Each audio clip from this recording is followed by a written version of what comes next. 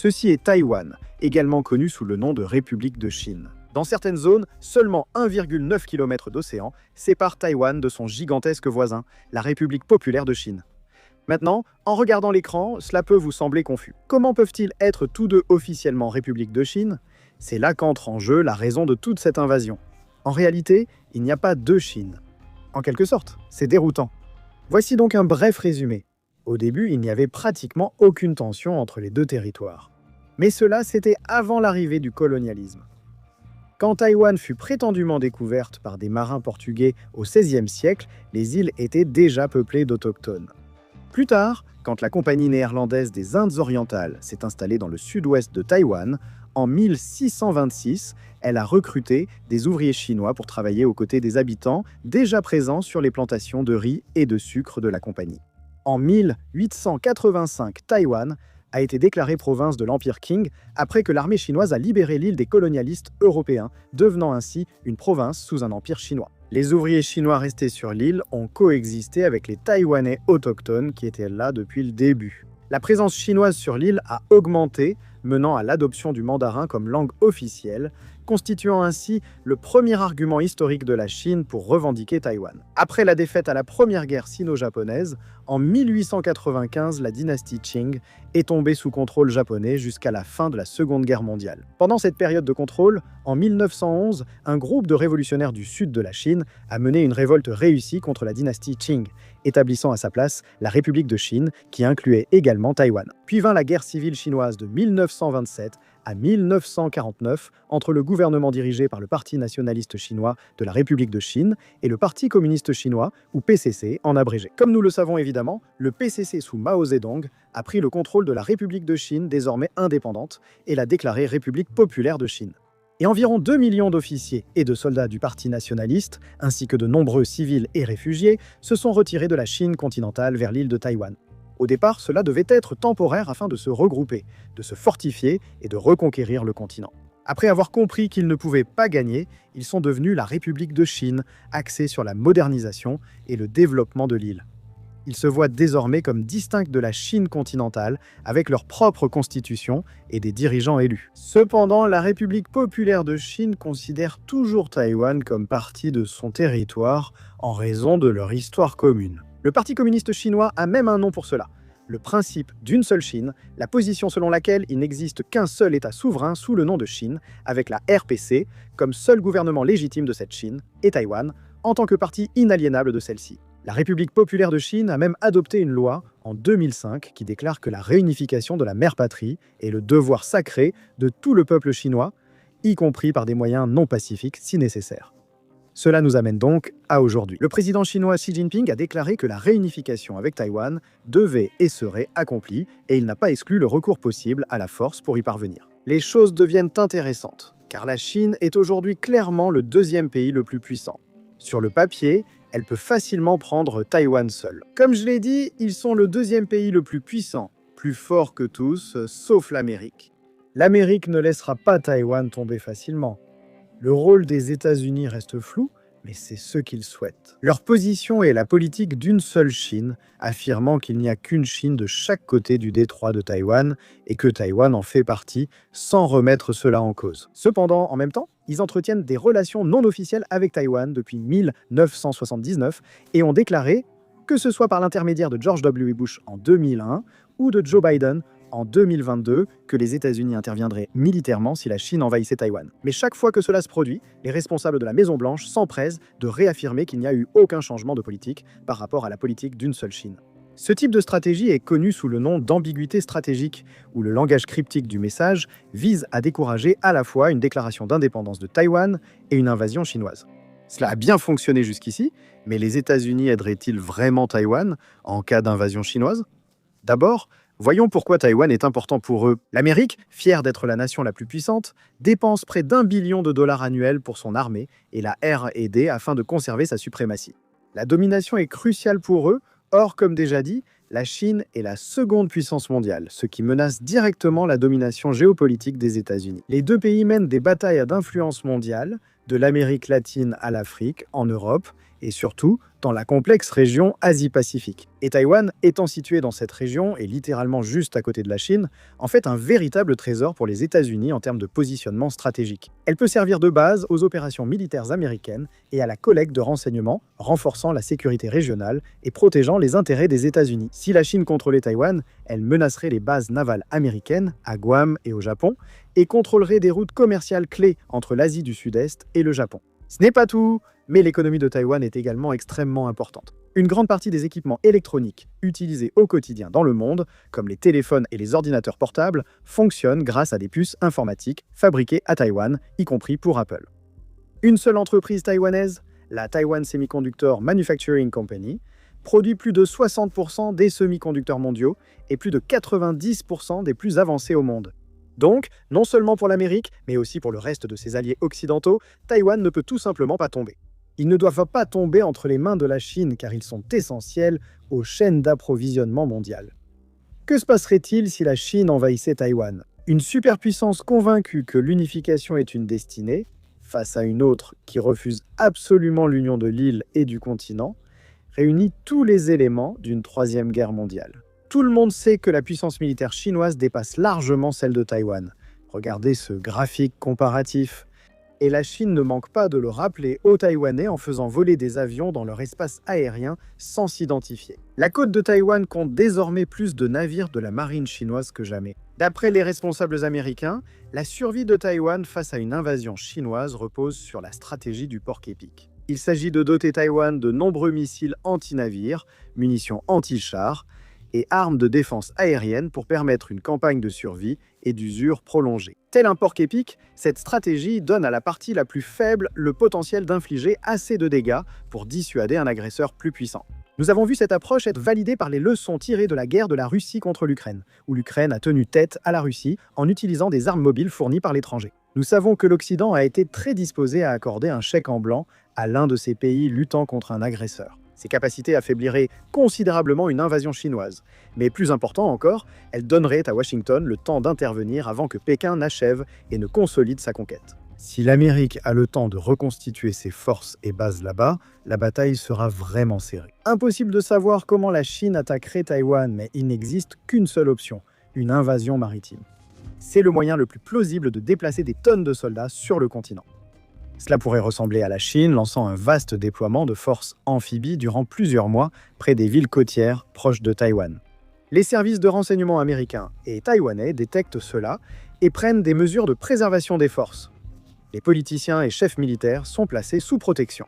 Leurs ressources iraient dans des bunkers souterrains et des leurres seraient utilisées pour tromper la reconnaissance. Les réservistes seraient mobilisés et les États-Unis livreraient sûrement beaucoup d'armes à Taïwan pendant cette préparation. Le compte à rebours commence alors pour la Chine. Sa flotte d'invasion et ses quais seraient pour la plupart à portée des missiles de croisière anti-navires taïwanais. Rappelez-vous aussi que Taïwan n'est pas seulement une île, mais en réalité 168 îles. La stratégie peut être d'aller directement au continent ou de passer d'île en île. L'une de ces îles est l'île de Kinmen, située à seulement 1,2 miles de la Chine. Aujourd'hui, c'est surtout une destination touristique, mais elle dispose d'un réseau souterrain datant de la Seconde Guerre mondiale, ce qui en ferait une base idéale pour les Chinois pour planifier des attaques contre Taïwan. Taïwan déploiera sans doute peu de force pour défendre Kinmen, situé trop loin en territoire ennemi. C'est probablement là que la première invasion pourrait commencer, avec toutes les capacités de cyberguerre déjà déployées à ce stade pour créer un effet de choc et de stupeur, ainsi que des actes de sabotage de la part d'éventuels agents dormants présents sur le terrain à Taïwan pendant la période de préparation. Après la capture de Kinmen par la Chine, en faire une base d'accès au continent pourrait devenir prioritaire. La Chine choisirait probablement des infrastructures critiques pour une attaque initiale, comme les centrales électriques, les raffineries, les aérodromes, les batteries solaires, les bases militaires, etc. Je pense qu'ils utiliseraient des sous-marins pour lancer des missiles de croisière, mais ce n'est que mon avis. Du point de vue de Taïwan, la première salve de missiles sera probablement terrifiante, mais au final inefficace. Certaines bases aériennes seront hors service pendant quelques heures, mais les missiles patriotes et les systèmes de défense rapprochés protégeront efficacement les installations, tandis que leurres et désinformation détourneront de nombreux missiles vers des cibles sans valeur. Leurs atouts les plus importants seront également mobiles ou souterrains. Maintenant, toute chance de succès de cette invasion chinoise repose sur leur capacité à établir une tête de pont à Taïwan. S'ils y parviennent, l'île pourrait être perdue. Mais c'est extrêmement difficile à réaliser, voire impossible, face à un pays qui accumule pratiquement toutes les formes de défense possibles. Les invasions amphibies sont extrêmement complexes et difficiles. Les navires sont lents, grands et très coûteux, tandis que les moyens de les détruire sont rapides, petits et relativement bon marché. Donc, si je suis la Chine, ma priorité est d'obtenir la supériorité aérienne et navale sur le détroit et, à terme, sur Taïwan. Parce que sans cela, une invasion amphibie ne fonctionnera certainement pas. Les bateaux de débarquement d'une force d'invasion vont directement sur les plages, ce qui les rend faciles à repérer et à toucher, car ils doivent rester immobiles pour décharger. La Chine doit faire patrouiller ses avions au-dessus de l'île et neutraliser ses menaces. Sinon, ces hommes sont condamnés. Dans tous les cas, ils affronteraient de nombreuses mines marines, des torpilles sous l'eau, des mines terrestres sur la plage et des frappes de drones partout entre les deux. Après le bombardement, la marine chinoise encercle l'île principale de Formose, tandis que des dizaines de milliers de soldats traversent le détroit de Taïwan à bord d'embarcations amphibies et de troupes aéroportées débarquant derrière les têtes de pont.